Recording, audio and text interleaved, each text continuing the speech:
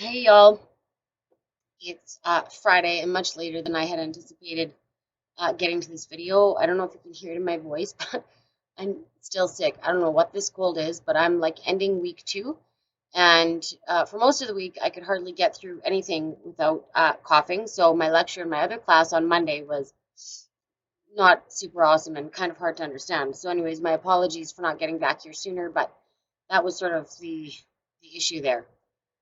I hope that you're enjoying the course so far, and the lectures and the videos and the reading and all of those things.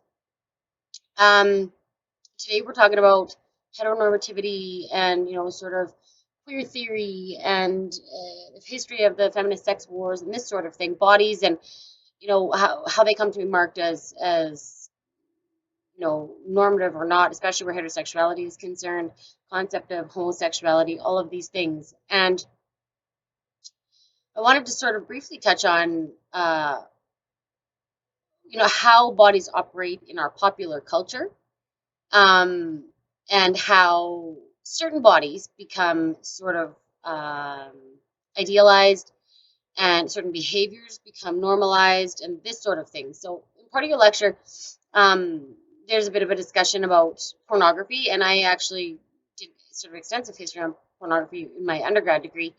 And there are feminists sort of from one side of the spectrum to the other, right? Anti-censorship to free speech and anti-pornography to sort of pro-pornography. There are video production houses that call themselves feminist, and it's, porn by women, for women.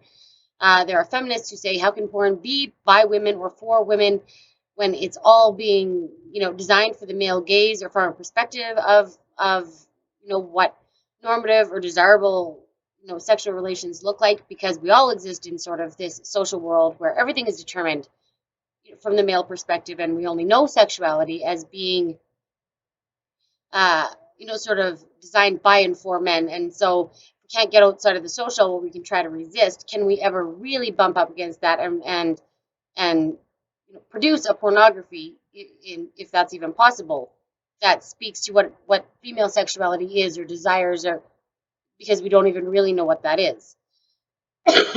Sorry. And um, during the 8 months or so that I was doing this research on porn, I had, and I'd never really I didn't really know much about it. So I started reading erotica, some of it by feminists. I was living with my roommates were men at the time, were guys, and so I was like, Kate, get your friends, we're having a porn night. I need to, whatever films you got, whatever magazines you got, I wanna see what this stuff is all about, because I really wanted to know, like, what are the main themes? What are people watching, first off, just your average guy, but also like what's just like readily accessible, right? Like, what's the average guy buying? What are the things that people go to? What are the sort of main themes or attractions, sort of? And so I was mostly like, I can't even believe that this is like a thing. The films were so bad that they were almost comical. And outside of like watching people have sex, uh, like, and seeing bodies, which, I mean, your own body might have a biological response to, but really, the storylines were so bad, the acting was so bad. I spent most of the evening laughing and thinking, like, I can't believe that this is what people do to, get stimulated or like for enjoyment, because it was like so over the top that you couldn't take it seriously. Um, and it's sort of the same with the magazines. And so I was kind of interested that my sort of response would be like, this is laughable. It's not even, there's like nothing sexy about this. Some guys calling it like it's crotch python, or like, it was so over the top. It was almost like camp, right? It was like so exaggerated. Um, and so I kind of didn't understand that this could even be a thing that people were interested in for anything sexual. I mean, outside of than other than for a laugh or whatever. But the other part of me thought, like, okay, so what is it then? If this is something, porn makes huge money. It's big, big bucks. It's everywhere. And I mean, all you have to do is go online and you can Google anything and get a porn site, right? So if it's absolutely everywhere, and if this is such, what is it that's drawing the mainstream, right? Normative heterosexuality, I think, is it. And certainly at that time, part of the normative heterosexuality was this idea of dominance, and in particular male dominance over female, or that which was marked feminine. So if you were looking at gay porn, for example, there was always a dominant male, right? And the submissive male was feminized. In heterosexual porn, there was always a money shot, and there's actually a couple of documentary films where porn producers talk about why that money shot, which is like a cum shot on somebody's face, is so very important. And that's because films don't tend to sell as well without it. That says something really profound, I thought, and I still do, about the world that we're living in, that would be such a necessary element, right? That it would be one of those things that people look for and think like, that's it. That's like the pinnacle moment. That's what everyone would look for in their sexual relationship. But also, what does it mean for like the operations of our larger social body outside of sex? Right? Does that have to do with why women get paid less? Why women are harassed relentlessly? Why women are not eligible for some jobs? Why the disdain that marks lots of women's lives and sort of social interactions, and the online cyberbullying and the harassment that goes on online, where female gamers are concerned, or feminists who are outspoken online, or female politicians are concerned, right? It goes on and on and on, but it's this idea that you can kind of really, it's so obvious and easy to hone in on when you're looking at something like pornography, but it translates, to sort of the larger world. This idea that heterosexuality has to be one way, and this one way involves this crazy dominance, and it really says something gross about like male sexuality and what that's about. And one of the things Andrea Dworkin, is mentioned in your lecture, and she was a real radical feminist. She had a pretty terrible life and experienced quite a lot of abuse at the hands of men, and so it's sort of no wonder that she came to be the kind of feminist that she was. And it's not my kind of feminism, but certainly over the years I've studied her a lot, and I've taken a lot from her work, and I have tremendous respect for the work that she did. And when she died, I felt, I was sad, but I felt a real debt of like gratitude to her for the work that she did do, because she tackled some really hard issues, and she was treated terribly by, sort of mainstream media because she was this radical feminist and, lesbian and this and that and the next. And I can't help but think, I mean, the things that she said, while some of them are far more radical than maybe I would subscribe to, tackling pornography is a really hard issue. Taking on Larry Flint, right, who he's like the hustler guy, it's not easy. And you're putting yourself out there and making yourself a target, and she was willing to do that. So some of her ideas, like I say, are like a little on the radical side for my liking, but certainly a lot of what she had to say, I think, made people uncomfortable because so much of it was true. She talks about the erotic trinity of like male sexuality, violence, and death.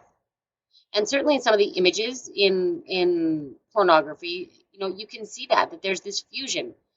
And while, my approach to what that means is different than hers, she was the one who kind of really brought that to the forefront. And so my perspective would be not that male sexuality is inherently harmful, or heterosexuality in general, but simply when it is constructed in this way, often it's used to create harm, but that harms both, those that are the target and those that are enacting it. And in simpler terms, I would say that the way that male sexuality has been constructed, where it needs to be aggressive and violent and non-emotional and non-connected, completely disconnected, right, and just really sort of empty, harms men as well as women, whether that's a heterosexual or homosexual relationship, right? Men are also paying a price there, and what's being maintained is a set of gender relations and gender ideologies that benefits nobody really.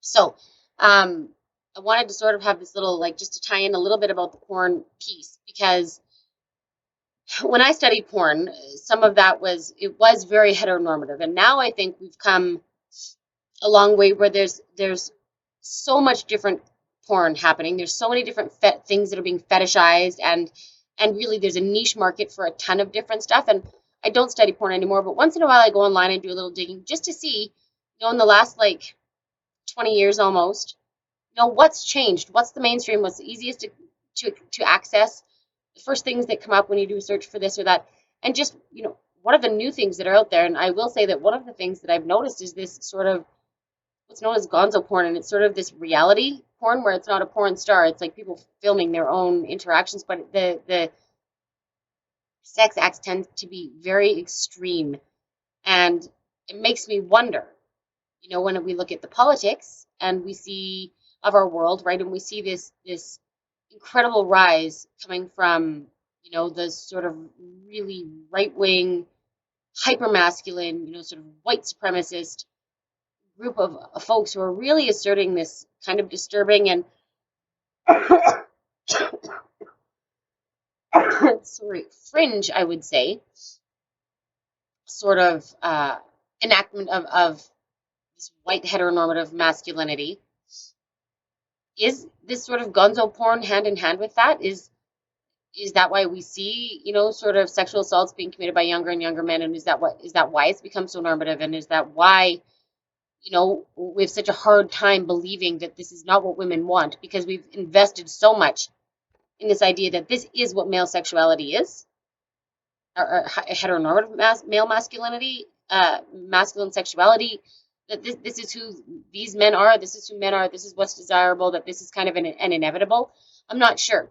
What I do know is that all of this sort of theorizing around heteronormativity and homosexuality and the trends and things that we've seen in pornography, that stuff, absolutely, you can take from looking specifically just at like pornography, for example, and put it on to politics and the politics of today.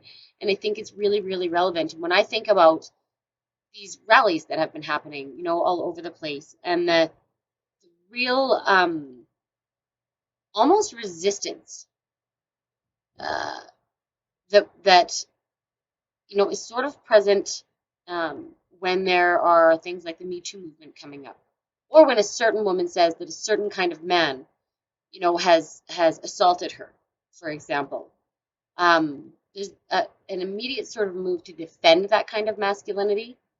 And think back to when Trump was running for president, right? And the comments came out about, grab her by the pussy and this sort of thing. And his defense was that this is locker room talk.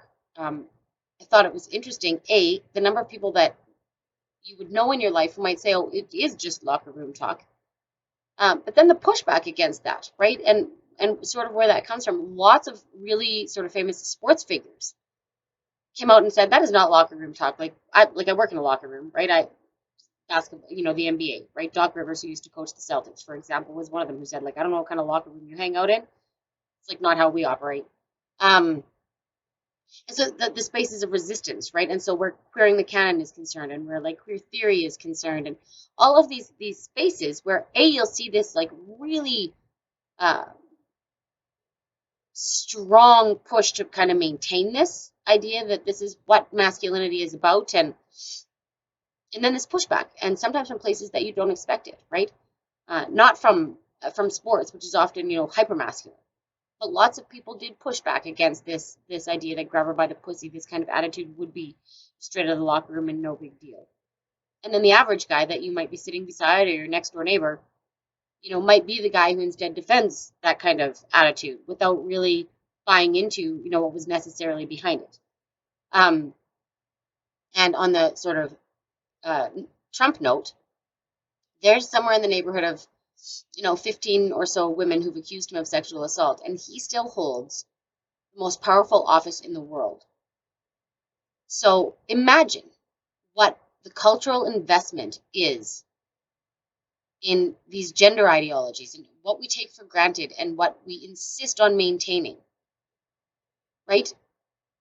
That a man who is the most powerful man in the world could be multiply accused, and largely it's just kind of been accepted. And I'm not saying that you might not disagree with him, or that you in particular might not find him deplorable or take issue with that, but he was still elected, right? And so I guess all I'm saying is that here we are at a time when we're supposed to know more than we've ever known, right? And kind of be smarter about these things than we've ever been, and yet he's still the president of the United States. And so what is it that's threatening, I guess, is what I'd like you to think about when you look around the world in the next week as you're doing your reading and you look at your social media. I've given you a few examples, right? But what is it about acknowledging that there's some really unsavory aspects to our gender ideologies? They say some really ugly things about who we are as human beings. whether we're talking about, heteronormative masculinity or femininity or female sexuality or male sexuality and how they're supposed to be and how they're supposed to, engage, and what kind of sexuality is allowed or desirable, and that one which is deviant, and those that are not, supposed to come out into the light of day, all of this business. What's the investment?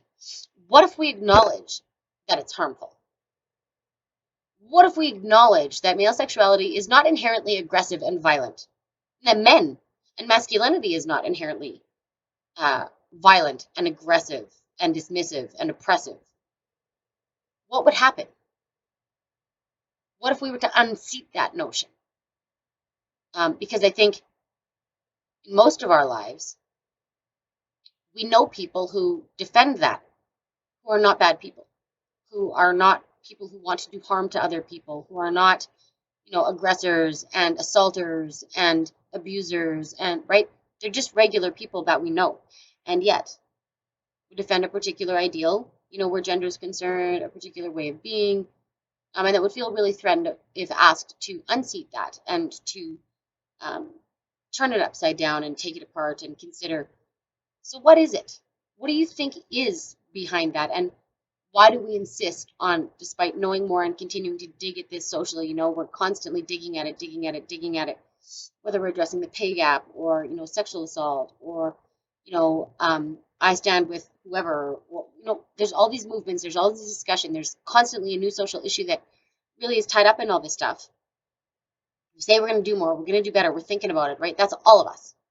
And yet at the heart of it is this really, sort of unhealthy, heteronormative, aggressive masculinity and male sexuality that is compromising, every other way of being, but also really detrimental and destructive for those that are required to embody that. So as you move through your weekend, you're sort of looking around your world, and maybe this weekend, if you're getting together with friends and friends and family, and you're listening to the kinds of discussions that happen, the kinds of comments that are made, and just consider what exactly is behind that stuff. And I'm always a big fan of having those kinds of conversations to see what people think. Maybe you don't want to do that, and that's fine. But it will be interesting, I think, for you to pay attention, when you think about these relationships in these ways and the ideologies in these ways and how people have tried to, just unpack them, right? And change them up and have a look at them. What do you see in your own life? And what do you see still operating in the world around you? For me, the most interesting thing is that you can take theories from the 80s and you can take, porn relationships from the 80s, and you can take ideals that are so deeply rooted from so long ago and look at all of the progress that we've made. And, we talk about things we've never talked about before, and we are aware of things that, used to have to stay in a closet and stay behind closed doors, that were part of the domestic sphere and that were not allowed to be brought out into the light of day. And now they are. And yet we're still sort of scrambling. We don't know what to do. We don't know how to deal with them. And underneath that is, like I said, these gender ideologies that are not serving us super well, but that we really seem to be invested in, and really find it difficult to think about changing or letting go. So think about that as you move through your week. I'm hoping to be back here a little earlier next week. This better be the end of this cold. I don't know what to tell you. You can hear it. Sorry about the coughing and my voice and all of those things. Have a really, really happy long weekend. I hope that if you're traveling, you travel safe. And I will see you again next week. Take care.